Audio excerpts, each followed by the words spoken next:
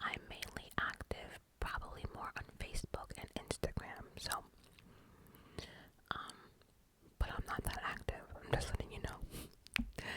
But anyway, in today's video, it's gonna be a short one because I haven't been watching much, but it is what I am watching or have watched. And so, first on my list for anyone that liked Black Mirrors, it is returning on June 15th. Again, Netflix has released the trailer and the date for Black Mirrors. That is on June 15th. So Black Mirrors is a modern day Twilight Zone. That's the best I can do. Each episode is different story, everything. The first 2 seasons, I think it's 2 seasons of Black Mirrors was cool. The last season, for me anyway, wasn't the greatest at all. I think the last season dropped either right before the pandemic or during the pandemic. I'm not really sure, but I really did not care for the last season, so hopefully this season will be better. But Black Mirror is returning on June 15th. I have actually went ahead and watched the new Little Mermaid. Now, I have given my honest review on Patreon. Why Patreon? Well, because this world has become overly sensitive, to the point that people are not allowed to really give their true opinion because people ain't ready for all that.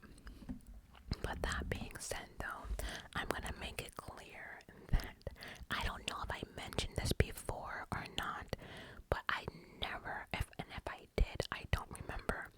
I never watched The Little Mermaid, the original one.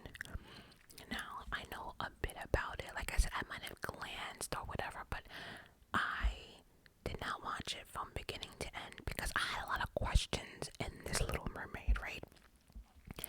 And even talking to my mom, we both realized that we're not sure if we ever even watched the original. I don't know, like I knew the song that she's always singing. I knew about the crab. I think it was Sebastian, right? Sebastian. I remember his Jamaican accent, but that's basically it.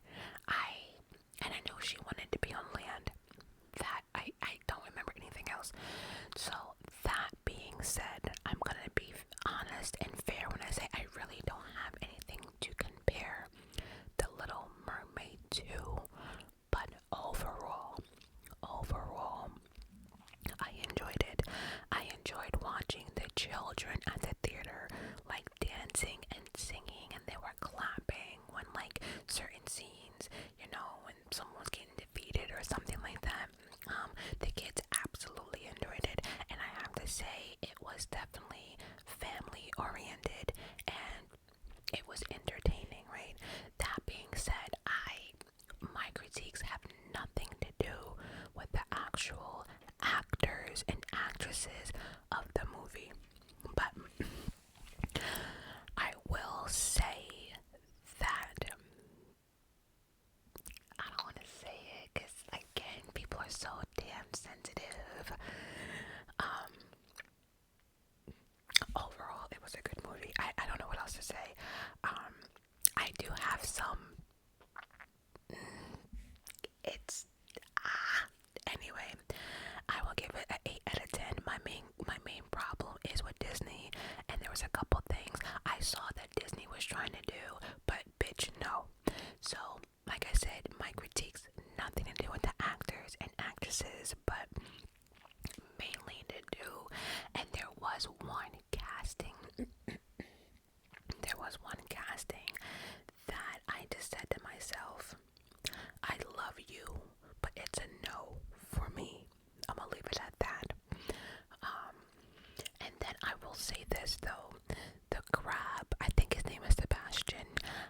just wished we had a better Jamaican accent, if that made sense. I felt as if it was forced. Like you can tell someone was imitating it. I don't know. I just really wish they had like that natural Jamaican accent behind the crab. But again, overall, I'm gonna go with between 7 and 8 out of 10. And like I said, nothing doing to actresses or actors. It's just, yeah, we'll leave it at that. So, but definitely for the kids. I'm talking Little Mermaid from an adult point of view is where I'm going with this. But overall, loved it. I'm not a musical type of person. Like, I don't like musicals. There was a lot of singing in this one, but it was expected. It's Disney. I get it. So it didn't bother me that much. But I'm not a musical person. I'm not. Unless I'm going to a Broadway show. Like, for instance, I don't know if they still do it now, but back in the day, right, no matter what TV show you were watching, they always had to throw in that episode that everybody was fucking singing and dancing. Like, why? It had nothing to do with what was going on. It was just that one episode they threw in there just to sing and dance. Like, this was High School Musical. I couldn't stand High School Musical, but that was around my oldest nephews, you know, so I had to watch it. But yeah, no. Alright, so moving forward, I am watching on BET For Better or Worse. That, and that's done by Tyler Perry. That sitcom is funny as hell, okay? And why I say that, because okay, how do I put this? Tyler Perry's TV shows, I think sometimes he tries to force to laugh or force it to be funny, right? But I find myself laughing at For Better or For Worse on stuff that probably wasn't meant to be laughed at. Like, I find myself laughing out loud without realizing it, because they touch on topics that need to be touched on, you know, and their response is how a normal person would react. I think that's why I'm more drawn to it. You know, it's regular people's reaction. So anyway, though, it's definitely funny For Better or Worse. If you need a little comedy in your life, if you're crying about your own marriage, put this shit on. It's funny, and I can't stress enough how this show, I mean, Tyler Perry's not saying it, but I'm gonna say it. And For Better or For Worse, it pushes prenups. That's all I want to say. Take it for what it is. On Netflix, I also decided to start watching SWAT.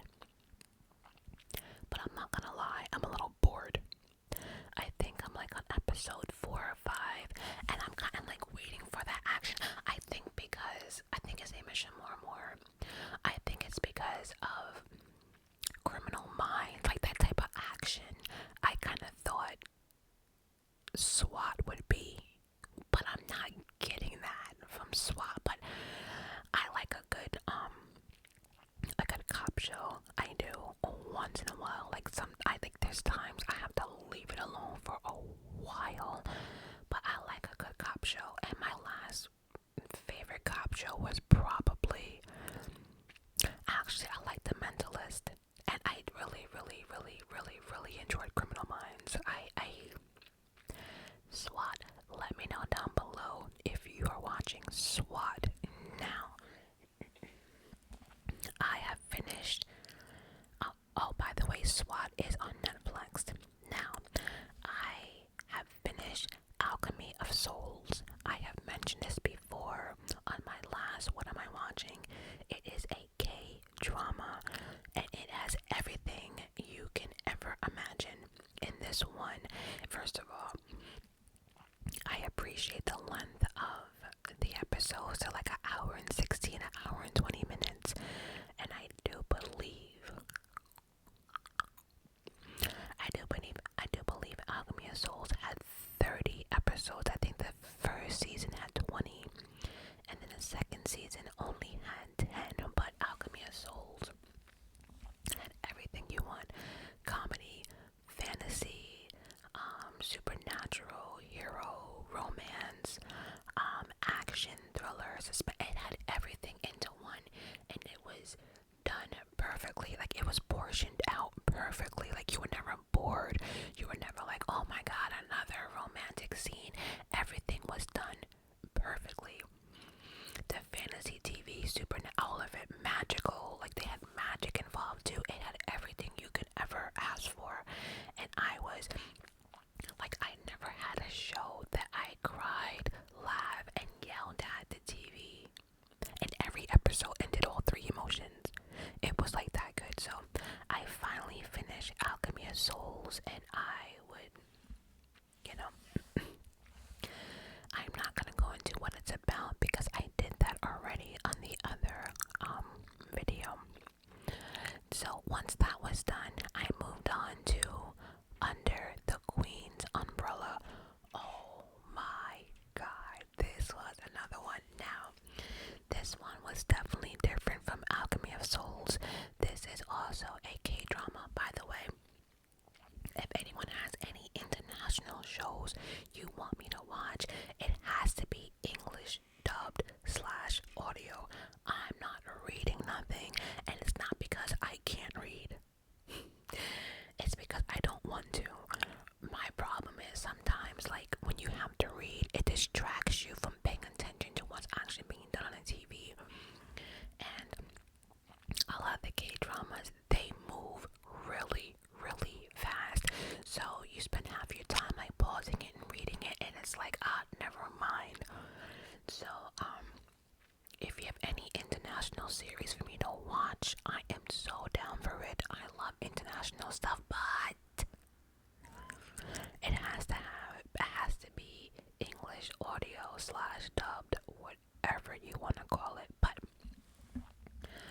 Under the Queen's Umbrella, I'm gonna try to explain this show the best I can. If you don't get it, Google it. It is what it is. But it's about two queens. Queen Mother, who is the mother of the king, so she's the queen. And then there's the queen who is married to the king. Queen Mother and a queen. Now, this king has a wife, but he also has a lot of mistresses, right? And wherever they are, they're allowed to do this.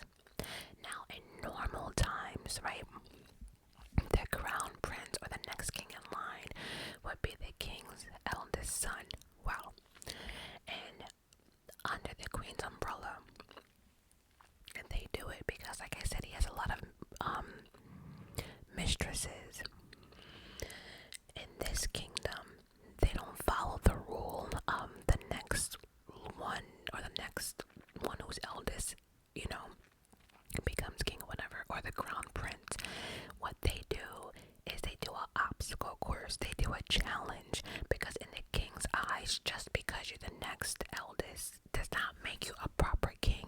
And I 100% agree with this. That's why the show drawn me in, because I like that. Just because you're next in line because of your age, that doesn't mean shit. Your younger brother can be smarter, faster, and everything else. So in this king eyes, all the children, no matter what their ages are, I mean, because we even had one, I think he was like maybe the age of 11, doing these obstacles and challenges. Why are they doing it? Well, let me start off with the crown prince. He dies of something mysterious. We'll just keep it at that. So now they need a new crown prince. And so as she's trying to figure out who poisoned her son, she's also trying to make her sons the next crown prince. Now we all know that that's the best choice. Why? Because her kids are smart. The crown prince made sure that the rest of the siblings learned what he learned. He taught his siblings very, very well. Her children were well educated. They can fight and everything else. But as you can imagine, the mistresses, they are doing everything to cheat, to do this and that. So anyway, it's the battle of who's going to become the next crown prince. But in between all this bullshit, we have the queen mother who cannot stand the queen. Queen mother cannot stand the queen. As we go on throughout the show, we realize how evil, really evil, the queen mother is, and she tries to do everything in her power to make sure that none of the queen's other children become the crown prince. And there's just so much betrayal. There's so many secrets. There's so many twists and turns. There's so many, bitch, you need to get yours, because the queen mother, all I can say is, you better get yours. And that other queen, not queen mother, but the queen, oh baby, when you mess with her children, see, a mother scorned, usually a woman scorned, no, a mother scorned is something. Don't fuck with a mother's children, okay? She tried everything in her power to keep her kids alive, to do this. There was so much going on. There was like no fantasy and like fighting in this one, but it's like, who's gonna be the next crown prince, and who's gonna poison someone, who's gonna turn on this and that, and who can you trust, and can you take that tea from someone else and that person trying to kill you? Like, you just don't know. And when I tell you, like, I didn't want to breathe sometime in some of the like episodes. It was crazy.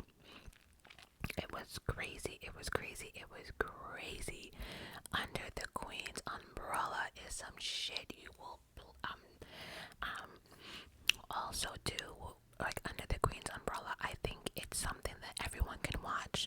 I can't say it really was a romantic show, but also one thing about K-drama, they really don't have a lot of sexual scenes, which makes it, good for everyone to watch. So I hope I explained that good. And remember, like, under the queen's umbrella, some of these mistresses' children are little shits. They're mean, they're bullies, just a whole lot of.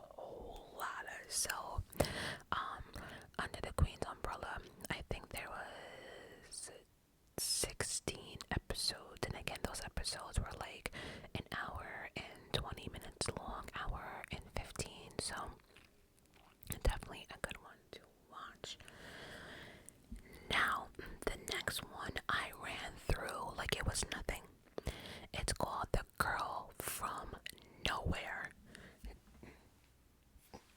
Oh shit. I just found out that there's gonna be a season 3, and I cannot wait.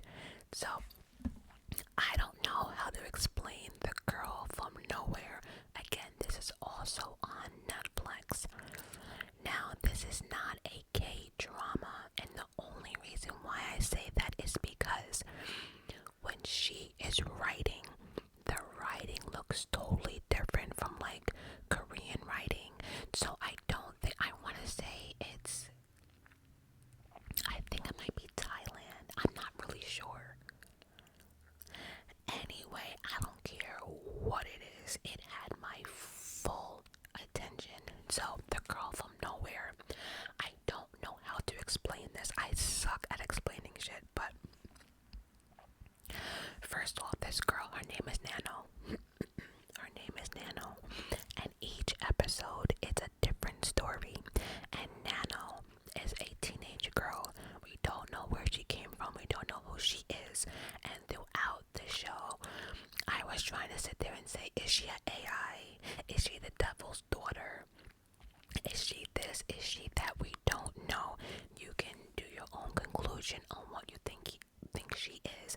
But every episode, she's in a new school, and it seems as if she dark, and all these schools are like for rich. Like for the rich and filthy rich students and people. And so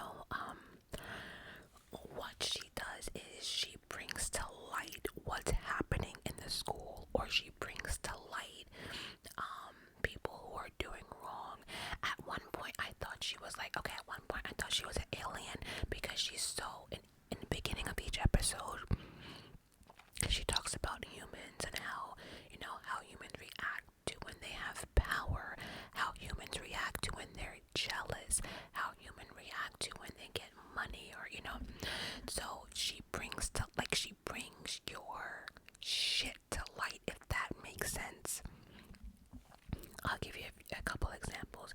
In one episode, there was this guy, a jock, if you want to say, who liked to go around sleeping with a lot of females and getting everyone pregnant and making them, forcing them to get abortions, or forcing them, So, and after he got these girls pregnant, he wouldn't look at them. It was all a game to him in regards to how fast could he get these girls into bed. So what did Nano do? Somehow or another, she seduced him, and they slept with one another, and then he became pregnant. It's stuff like that. Another one, I'm just giving examples so you kind of understand. There was this one teacher that was actually sleeping with students, and she made it so that the whole world found out what he was doing. So what I'm saying is, she brings to light in these schools the evil, the bullies, and she makes sure somehow or another they get punished or revenged or something, right? Sometimes it ends well, most of the time it doesn't end well, and as the episodes go in, the stories get more fucked up. But I think for me, because they're all high schoolers, this is how teenagers think, they think being like the prettiest in school is like the best thing in the world. Well, Nana will sit there and teach you, is it really the best thing in the world? Or Nana will teach you, watch what you wish for, type of not. So I'm not really sure why she's here, but like I said, once her duty's done in one school, she goes to another. The episodes are about 45 minutes long, and like I said, as each episode, the stories get more fucked up. They do. And the way she punishes them, or the way she gets revenge, or the way she brings stuff to light, is such genius. But in a way, it's like at one point you don't like her, but then you grow to really like her because you see what she's doing. But then we get introduced to somebody else named Yuri. Now we have a Nano and a Yuri. And so Yuri is just like Nano. Again, we don't know where they're from, if they're an alien, an AI, if they're the devil's children. We still do not know. But both of their missions are the same, is to punish those who need to be punished, revenge those who need to be revenged, so on and so forth, right?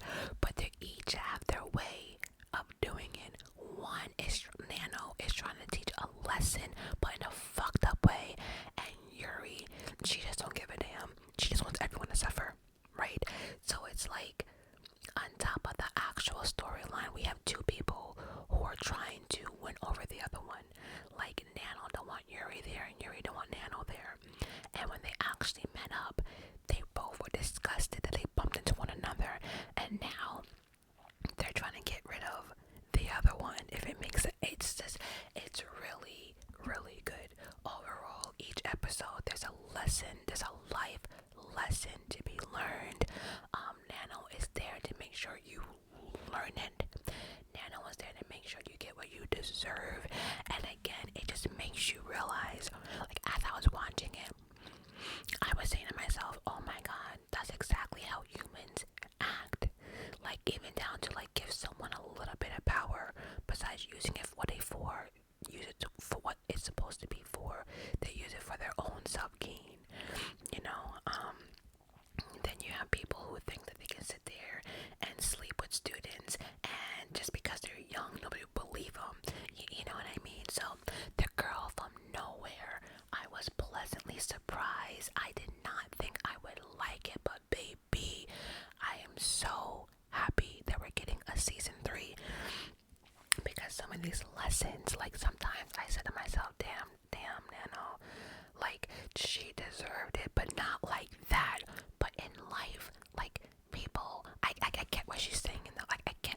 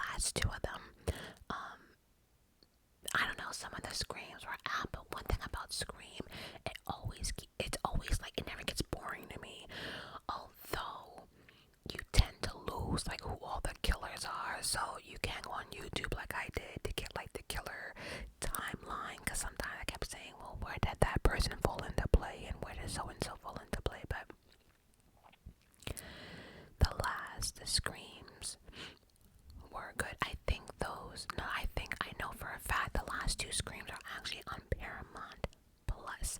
Paramount Plus. A Cabinet of Curiosities. I don't know if I mentioned that, but there is a season 2 with that coming. Season 2 is coming about.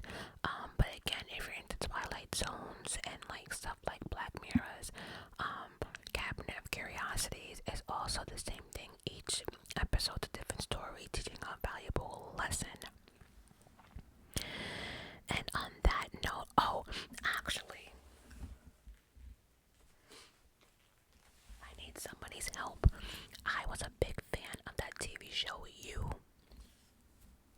But I have tried to get into this season. I cannot. Can someone tell me, is You worth watching? Because I watched 1 and 2, loved it, but I tried over and over again the new season. I just can't do it. It's boring, but if someone tells me it picks up, then I will watch it. But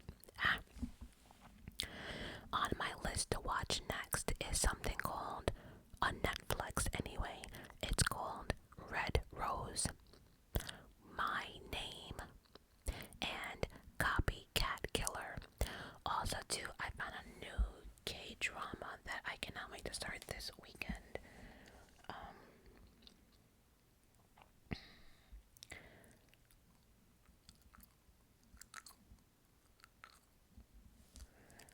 Let's see,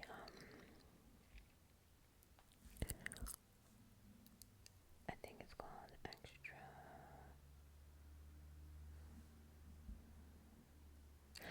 called Extracurricular Activities, and that is on Netflix.